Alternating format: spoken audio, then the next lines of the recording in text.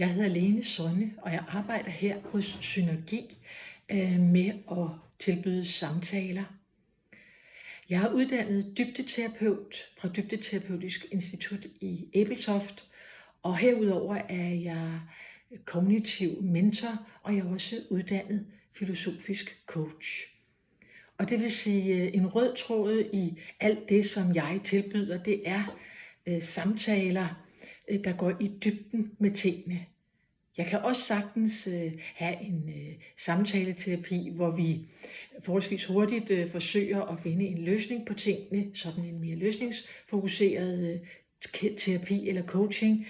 Men som regel, så arbejder jeg med de mere dybdegående samtaler, hvor man får en forståelse af sin egen situation og sin egen sindstemning, og en forståelse for, hvad man kan gøre for at få det bedre.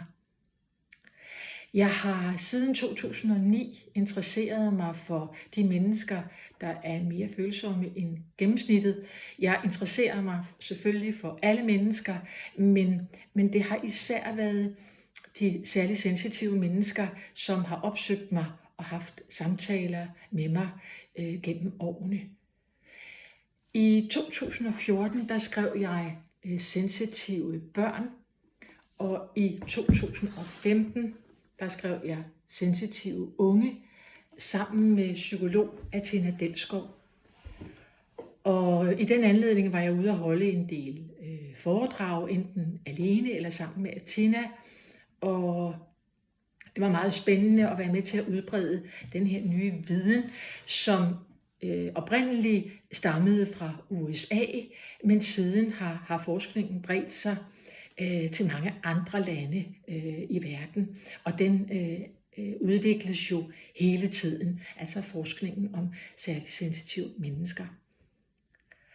Og jeg tilbyder samtaler til større børn, og samtaler til unge, og til voksne, og herudover så tilbyder jeg også rådgivning til forældre til særligt sensitive børn og unge.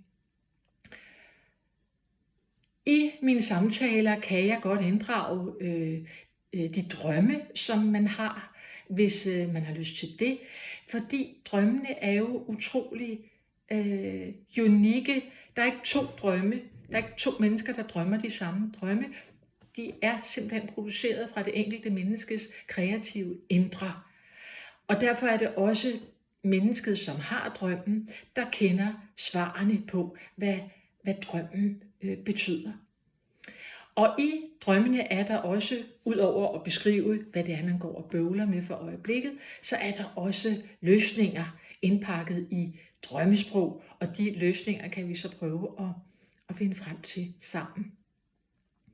Og jeg talte i indledningen om filosofisk coaching. Jeg er også uddannet i en metode, hvor vi kan stille skarpt på de værdier, som er særligt betydningsfulde for det enkelte menneske. Hvad er det vigtigt for dig, at du har i dit liv? Hvad er det vigtigt, du har i dit arbejdsliv eller studieliv? Og hvad sker der, hvis de her værdier ikke er i dit liv på det ene eller det andet område? Meget spændende og meget givende er min erfaring med den form for coaching også. Og jeg tror, det var alt for nu. Du er meget velkommen til at henvende dig til mig, hvis du vil høre nærmere. Og så vil jeg bare sige en rigtig god dag til dig.